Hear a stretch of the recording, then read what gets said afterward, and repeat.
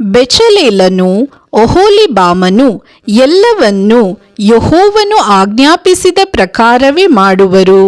ಮತ್ತು ಬೇರೆ ಜಾಣರೆಲ್ಲರೂ, ಅಂದರೆ ಯೆಹೋವನಿಂದ ಜ್ಞಾನ ವಿವೇಕಗಳನ್ನು ಹೊಂದಿ ದೇವ ಮಂದಿರವನ್ನು ನಿರ್ಮಿಸುವ ಕೆಲಸಕ್ಕೋಸ್ಕರ ಬೇಕಾದ ಸಕಲ ವಿಧವಾದ ವಸ್ತುಗಳನ್ನು ಮಾಡುವ ಕ್ರಮ ತಿಳಿದಿರುವವರು ಅವರೊಂದಿಗೆ ಕೆಲಸ ಮಾಡುವರು ಅಂದನು. ಇಸ್ರಾಯೇಲ್ಯರು ಗುಡಾರವನ್ನು ಅದರ ಎಲ್ಲ ಸಾಮಾನುಗಳನ್ನು ಮಾಡಿದ್ದು ಬೆಚಲೇಲನನ್ನು ಒಹೋಲಿಬಾಮನನ್ನು ಮತ್ತು ಯಾರಾರ ಹೃದಯದಲ್ಲಿ ಯೆಹೋವನು ಜ್ಞಾನವನ್ನು ಇಟ್ಟಿದ್ದನೋ ಯಾರನ್ನು ಈ ಕೆಲಸ ಮಾಡುವುದಕ್ಕೆ ಹೃದಯ ಪ್ರೇರಿಸಿತೋ ಆ ಜಾಣರೆಲ್ಲರನ್ನೂ ಮೋಶೆ ತನ್ನ ಹತ್ತಿರಕ್ಕೆ ಕರೆಸಿದನು. ಅವರು ದೇವ ಮಂದಿರವನ್ನು ನಿರ್ಮಿಸುವ ಕೆಲಸಕ್ಕೆ ಇಸ್ರಾಯೇಲ್ಯರು ತಂದಿದ್ದ ಕಾಣಿಕೆಗಳನ್ನೆಲ್ಲ ಮೋಶೆಯ ಕೈಯಿಂದ ತೆಗೆದುಕೊಂಡರು. ಇಸ್ರಾಯೇಲ್ಯರು ಪ್ರತಿದಿನದ ಹೊತ್ತಾರೆಯಲ್ಲಿ ಮೋಶೆಯ ಬಳಿಗೆ ಬಂದು ಹೆಚ್ಚು ಕಾಣಿಕೆಗಳನ್ನು ಮನಪೂರ್ವಕವಾಗಿ ಕೊಡುತ್ತಿದ್ದರು. ಆಗ ದೇವ ಮಂದಿರದ ಕೆಲಸವನ್ನು ನಡೆಸುತ್ತಿದ್ದ ಆ ಜಾಣರೆಲ್ಲರೂ ತಮ್ಮ ತಮ್ಮ ಕೆಲಸವನ್ನು ಬಿಟ್ಟು ಮೋಶೆಯ ಬಳಿಗೆ ಬಂದು ಅವನಿಗೆ ಯೆಹೋವನು ಆಜ್ಞಾಪಿಸಿದ ಕೆಲಸಕ್ಕೆ ಬೇಕಾದದ್ದಕ್ಕಿಂತಲೂ ಬಹಳ ಹೆಚ್ಚಾಗಿ ಜನರು ಕಾಣಿಕೆಗಳನ್ನು ತರುತ್ತಿರುತ್ತಾರೆಂದು ಹೇಳಲಾಗಿ, ಮೋಶೆ ದೇವ ಮಂದಿರದ ಕೆಲಸಕ್ಕಾಗಿ ಯಾವ ಪುರುಷನಾಗಲಿ ಸ್ತ್ರೀಯಾಗಲಿ ಇನ್ನು ಮುಂದೆ ಯಾವುದನ್ನು ಸಿದ್ಧಪಡಿಸಬಾರದೆಂದು ಅಪ್ಪಣೆ ಮಾಡಿ ಪಾಳೆಯದಲ್ಲಿ ಪ್ರಕಟಿಸಿ ಜನರ ಕಾಣಿಕೆಗಳನ್ನು ನಿಲ್ಲಿಸಿಬಿಟ್ಟನು. ಕೆಲಸವನ್ನೆಲ್ಲ ಮಾಡುವುದಕ್ಕೆ ಸಾಕಾಗುವುದಕ್ಕಿಂತಲೂ ಹೆಚ್ಚಾದ ಸಾಮಗ್ರಿ ಇತ್ತು. ಆ ಕೆಲಸದವರಲ್ಲಿದ್ದ ಜಾಣರೆಲ್ಲರೂ ಹೊಸೆದ ನಾರಿನ 10 ತಾನು ಬಟ್ಟೆಗಳಿಂದ ಗುಡಾರವನ್ನು ಮಾಡಿ ಆ ಬಟ್ಟೆಗಳಲ್ಲಿ ನೀಲಿ ಧೂಮ್ರ ರಕ್ತ ವರ್ಣಗಳ ದಾರದಿಂದ ಕೆರೂಬಿಗಳನ್ನು ಚಮತ್ಕಾರವಾಗಿ ಕಸೂತಿ ಹಾಕಿ ಮಾಡಿದರು. ಪ್ರತಿಯೊಂದು ಬಟ್ಟೆಯು 28 ಮೊಳ ಉದ್ದವಾಗಿಯೂ 4 ಮೊಳ ಅಗಲವಾಗಿಯೂ ಇತ್ತು. ಎಲ್ಲ ಬಟ್ಟೆಗಳು ಒಂದೇ ಅಳತೆಯಾಗಿದ್ದವು. 5 ಬಟ್ಟೆಗಳನ್ನು ಒಂದೊಂದಾಗಿ ಜೋಡಿಸಿದರು.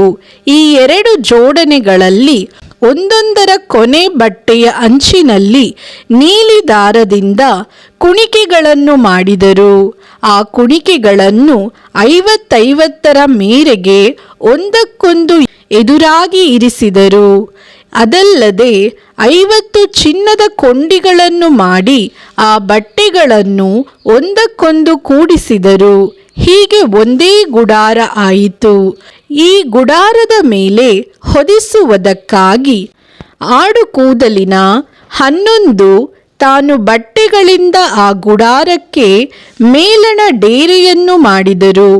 ಒಂದೊಂದು ಬಟ್ಟೆಯು 30 ಮೊಳ ಉದ್ದವಾಗಿಯೂ 4 ಮೊಳ ಅಗಲವಾಗಿಯೂ ಇತ್ತು.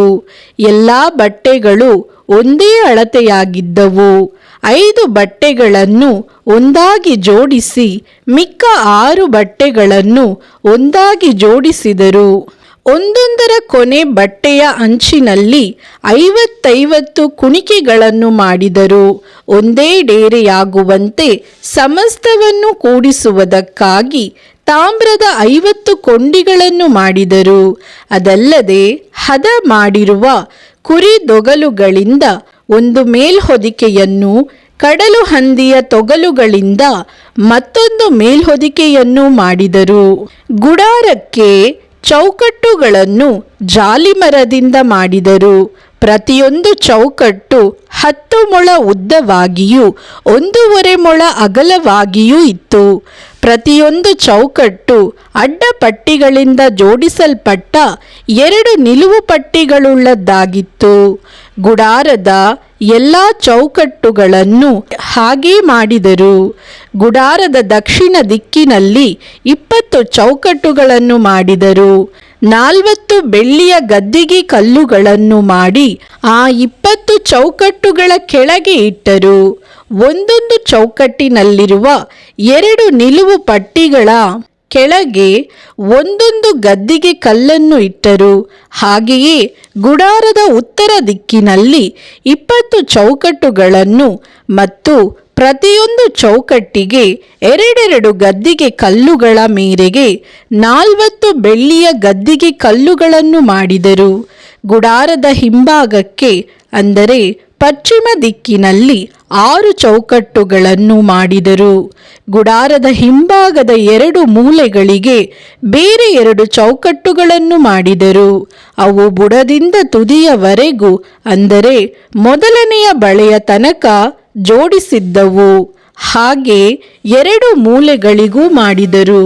ಹೀಗೆ 8 ಚೌಕಟ್ಟುಗಳು ಮತ್ತು ಪ್ರತಿಯೊಂದು ಚೌಕಟ್ಟಿಗೆ 2 ಬೆಳ್ಳಿಯ ಗದ್ದಿಗೆ ಕಲ್ಲುಗಳು, ಅಂತೂ 16 ಗದ್ದಿಗೆ ಕಲ್ಲುಗಳು ಇದ್ದವು.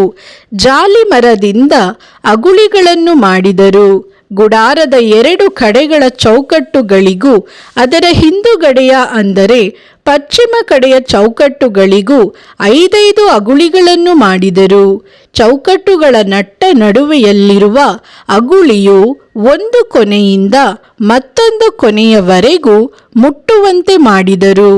ಆ ಚೌಕಟ್ಟುಗಳಿಗೆ ಚಿನ್ನದ ತಗಡುಗಳನ್ನು ಹೊದಿಸಿ ಅವುಗಳಲ್ಲಿ ಆ ಅಗುಳಿಗಳಿಗಾಗಿ ಚಿನ್ನದ ಬಳೆಗಳನ್ನು ಮಾಡಿದರು. ಆ ಅಗುಳಿಗಳನ್ನು ಚಿನ್ನದ ತಗಡುಗಳಿಂದ ಹೊದಿಸಿದರು.